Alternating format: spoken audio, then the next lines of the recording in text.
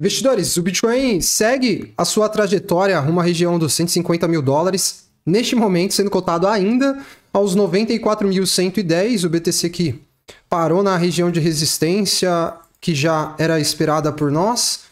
Dei uma olhada que ele não conseguiu romper os 96.500, 96.600, e ele deu uma estacionada desde então. E deixando aqui uma possibilidade para movimentos corretivos, algo que na minha leitura seria bastante saudável para o BTC, tá? Ele seguir corrigindo esse time frame semanal, tá? Para que a gente não tenha correções ainda mais contundentes lá na frente, né? Imagina se o Bitcoin dispara aqui, ó. Se ele dispara do jeito que ele está aqui e busca lá os 100 mil dólares, ou quem sabe até o seu topo histórico. Em algum momento ele vai pegar para corrigir esse movimento, e quanto mais ele esticar, mais forte vai ser a correção. Então, se ele começar esse processo corretivo agora, eu acho que seria até mesmo o cenário mais saudável para o BTC, e aí essa correção pode levar o Bitcoin ali, pode aproximar novamente o Bitcoin da casa dos 90 mil dólares. A gente tem uma média de 200 exatamente ali nos 90k, certo? Uma semana que está abrindo com uma certa volatilidade, principalmente na ponta negativa, né? O mercado tradicional também está em queda hoje, S&P, Nasdaq, a Nasdaq bateu exatamente lá na resistência da média de 200, e os mercados tradicionais começam também a viver um período aqui onde a gente vê resistências sendo testadas, né? Depois de uma forte recuperação. Se a gente olhar, o mercado tradicional também fez um movimento quase que vertical, né?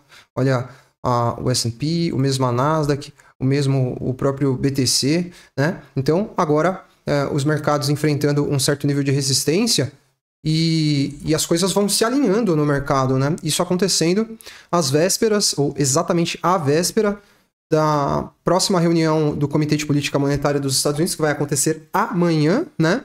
E a gente fica na expectativa de ver qual será a percepção e qual pode ser o direcionamento que o Comitê de Política Monetária americano vai trazer para o mercado em relação às suas pretensões para as políticas monetárias lá nos Estados Unidos. Essa reunião vai acontecer para nós aqui no Brasil amanhã às 3h30 da tarde, né? A coletiva de imprensa do Jerome Powell. A gente não tem tanta expectativa assim em relação a cortes de juros, que seria muito bom se viesse, né? Uma rodada de corte de juros, mas para essa reunião especificamente, a gente pode ver que o mercado não espera cortes, né? E para a reunião de junho também o cenário teve uma alteração aqui nesses últimos dias. A gente já vê uma probabilidade de 65% da gente não ter alterações, né? No change. Então, se a expectativa para os juros não é exatamente aquela mais favorável para o mercado, a gente também espera para ver qual vai ser o posicionamento do Fed em relação a política de recompra de títulos, já que este documento divulgado é um documento que traz o saldo do leilão do dia 5 de maio do Fed, onde eles buscaram compradores para um total de 152 bilhões de dólares nos títulos do Tesouro Americano, e eles conseguiram compradores somente para 52% desse capital. Ou seja, como que termina essa história, investidores? Alguém tem que comprar isso aí. Se está faltando comprador no mercado, quem vai ser o comprador? Vai ser, sim, o próprio Fed. Então a gente acompanha para ver o que eles vão trazer para o mercado a nível de posicionamento em relação a esses fatores macroeconômicos que impactam liquidez do mercado e dinâmica de juros ao dólar também. Beleza? Ficaremos muito atentos amanhã na parte da tarde. Pode esperar a volatilidade de hoje para amanhã. As volatilidades já estão acontecendo. Assim como é de costume, às vésperas da reunião do Fed, a gente tem, né, um processo de realização de lucros nos mercados. Então, nada de novo acontecendo e nada diferente daquilo que era esperado, até mesmo com o Bitcoin e os mercados enfrentando um certo nível de resistência, assim como as altcoins também, né, investidores? Tiveram altas recentes, né, as altcoins recuperaram aí em alguma margem diferente, lógico, entre uma e outra, mas recuperaram um pouco daquelas quedas que tiveram, começaram a formar padrões reversivos, padrões de reversão, né?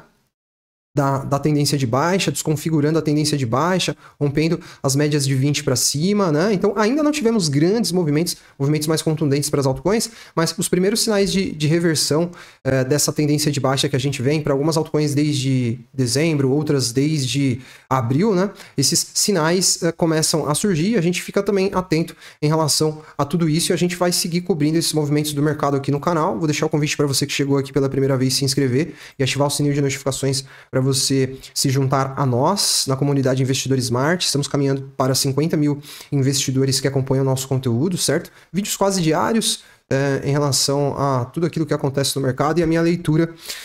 Deixo o convite para você fazer parte, assim como deixo o convite para que você seja membro, vocês que já acompanham, já curtem a abordagem do canal, já curtem a nossa forma de ler e projetar o mercado. Não saia desse vídeo sem clicar aqui no botãozinho Seja Membro. Enfim, você vai ser membro e vai ter a oportunidade de participar da nossa comunidade fechada também. Você vai ter acesso aos vídeos exclusivos e à comunidade fechada. Tem todos esses tópicos, tá vendo? Os tópicos mais importantes do mercado para você discutir com a comunidade que compartilha dos mesmos objetivos que você. A assinatura tem um valor abaixo de um lanche que você come no mês. Então vale muito a pena, tá? Quem quer fazer grana precisa investir também em assessoria, e a nossa comunidade é autocolaborativa, tem a minha participação muito presente também, então faça parte você também. E os ETFs de Bitcoin, investidores, seguem com uma acumulação forte, certo? Olha só, a gente vem numa sequência de inflows aqui muito forte. Só nesse mês de maio a gente já tem aqui mais de 1 bilhão, quase 1,5 bilhão de dólares no saldo acumulativo. O IBIT da BlackRock vem já há 15 pregões consecutivos acumulando inflows. Isso foi destacado pelo Eric Balchunas da Bloomberg, inclusive chamando a atenção para o fato de que o ETF IBIT da BlackRock teve no ano apenas uma alta de 4% e ainda assim ele ultrapassou os inflows do ETF de ouro, o principal ETF de ouro, né, o GLD. E o GLD teve basicamente uma super corrida aí, né, um super rally, e o mercado de certo modo se comporta naquela forma meio sardinha, né, investidores? Como os ETFs de ouro tiveram um rally, muita gente vai no FOMO comprando, institucional sofre de FOMO também, né? E ainda que o ETF de ouro estava em rally e o ETF da BlackRock estava corrigindo, acompanhando o preço do Bitcoin, a gente ainda tem um saldo acumulativo, né, de inflows no ano. O saldo da BlackRock é maior do que o próprio GLD, e o Eric Balchunas disse que isso inspira ainda mais confiança de que os ETFs de Bitcoin em um horizonte de 3 a 5 anos terão mais capital do que o próprio ouro, né, no saldo acumulativo. Então estamos assistindo aqui a consolidação ao vivo a cada dia desse que é o novo ativo soberano global, o Bitcoin. E o secretário do Tesouro Scott Bessent disse há pouco que os Estados Unidos jamais vão entrar em default, eles jamais vão falir, e eles vão elevar o teto da dívida. No momento em que saiu essa notícia, até os mercados até tiveram um pumpzinho aqui, ó, dá uma olhada. Tiveram um pumpzinho, aqui, ó. Os mercados gostaram, né, investidores? Eles vão se endividar ainda mais, eles vão imprimir dinheiro e eles ainda estão longe do fim da trajetória na famosa espiral da morte, que vai inevitavelmente colocar os Estados Unidos em uma gravíssima crise financeira. E, enfim, isso aí é pauta para uma outra conversa, mas eles seguem se endividando cada vez mais.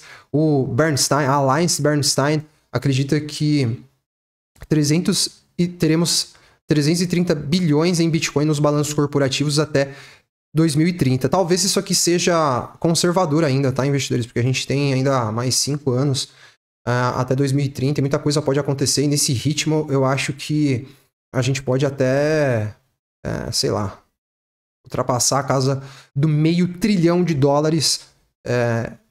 de Bitcoin, né? Em Bitcoin, $1 trilhão, $500 bilhão em Bitcoin nos balanços das empresas, e a adoção institucional vai só aumentar cada vez mais daqui para frente, e nós caminharemos para um ponto onde todas as empresas, toda empresa que se preze vai ter Bitcoin no seu balanço, né?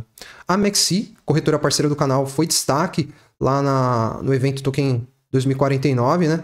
E eles anunciaram um fundo de 300 milhões para desenvolvimento de ecossistemas que focará em investimentos estratégicos em redes públicas, stablecoins, carteiras digitais e plataformas de mídia. A Mexi do hoje é a Binance do amanhã, investidores. A Mexi inevitavelmente será a maior, uma das maiores, se não a maior corretora do mundo aí em um horizonte muito curto de tempo, porque basicamente oferece os melhores produtos e a melhor plataforma para os investidores na atualidade. Veja que as taxas são as menores do mercado, tanto para mercado spot quanto para mercado futuro. Se você opera futuro, pelo amor de Deus, não sei o que você está fazendo operando em outras corretoras por aí, né? Migre para a Mexi, abra sua conta com o link da descrição desse vídeo para você ter a garantia da menor taxa do mercado. Seja você que é holder, que compra BTC e outros ativos para médio e longo prazo, ou seja você que opera futuros. Mexi, a melhor corretora da atualidade para um brasileiro operar. E seguimos em frente, investidores, porque muita coisa vai acontecer. Eu acredito que o Bitcoin está na sua trajetória que vai levá-lo inevitavelmente aos 150 mil dólares. Se não cravar 150 mil dólares, ele vai chegar sim muito perto disso, tá? Vai chegar bem pertinho, e tudo aponta para esse 150k, tá? Não temos motivos para duvidar, certo? Tô tentando encontrar aqui o gráfico que mostra pra gente as projeções lá para os 150k, tá vendo? Tudo aponta para aquele 150, se não cravar vai chegar perto, pode até passar um pouquinho, tá? A gente observa as frequências de alta desse ciclo do Bitcoin e a gente vê claramente que tá tudo apontando para lá. Eu acredito que nós estamos basicamente começando aqui um novo movimento, tá? Esses movimentos acontecem em ondas, vocês já estão acostumados com essa dinâmica, onde quando o mercado sobe tudo é lindo e quando ele corrige o mundo acaba, né? Assim como acabou aqui, acabou aqui, acabou aqui, acabou aqui. Dessa vez você vai estar acima dessas narrativas, certo? Vai controlar as emoções e vencer essa guerra de narrativa do mercado para que você consiga extrair resultado, tá? Se o Bitcoin corrigir um pouquinho mais aqui, não tem problema nenhum. Algo super saudável que, obviamente, vai impactar as altcoins. Tem que ter a consciência disso, já que nós temos dominância do BTC em alta. Ó, nesse momento que nós estamos gravando o vídeo aqui, ó, a dominância do Bitcoin renovando a máxima deste ciclo, tá? Então, essa dominância em algum momento vai apontar para baixo, ela vai cair, o capital vai rotacionar, o ciclo vai se cumprir. Nós não temos razões para acreditar em um cenário diferente disso. Eu sei, o rapaz lá falou que não vai e tal. Tudo bem, a gente respeita a opinião dele e espera a hora que ele mude de opinião e ele vai mudar. Tá tudo bem, investidores. O que você mais vai encontrar dentro desse mercado são opiniões divergentes, brother. Acostume-se com isso, tá bom? Eu tô lendo uma parada aqui, você tá lendo outro, o fulano da esquina tá lendo outro. É por isso que tem uma pessoa comprando e tem uma pessoa vendendo uma hora dessa. Entra aí no book da Mexi para você ver. Vai ter um monte de ordem de compra e de venda lá, percepções opostas para um mesmo cenário, não é? Tem gente achando que vai cair, tem gente achando que vai subir e tem gente achando que, enfim, as coisas mais diversas. É por isso que eu, particularmente, estou sempre aqui compartilhando a minha visão, tá? Aquilo que eu tô lendo e que eu tô interpretando para contribuir com você e com a sua leitura. Não é para te indicar o que vai acontecer ou a verdade absoluta do mercado. Eu só compartilho a minha visão, trago a minha opinião e aí eu acho que você criando uma rede de confiança de caras que você confia na opinião vai te dar a condição de tomar as suas próprias decisões baseado em fatos, dados, gráficos e leituras, opiniões de gente que você confia, né? É por isso que nós estamos aqui e fico contente de fazer parte da rede de confiança de vocês aí da comunidade Investidor Smart. Estaremos juntos aí nessa trajetória. Muita coisa para acontecer, tá, investidores? Só manter a cabeça no lugar e o mercado segue. Estamos ainda longe do fim dessa história e eu acredito que para muitos o final vai ser feliz, tá bom? Então deixe seu like se você gostou desse vídeo, inscreva-se para você seguir acompanhando o nosso conteúdo, tá? Não deixe de fazer parte da comunidade Investidor Smart. Faça parte também do nosso programa de membros para você ter acesso aos vídeos e às lives exclusivas e à nossa comunidade fechada do Telegram, que é talvez o grande diferencial para você ter suporte de uma comunidade autocolaborativa, certo? E abra também a sua conta no Mexi. Forte abraço, investidores. Boa semana para vocês. Juízo aí na volatilidade do mercado. Até mais.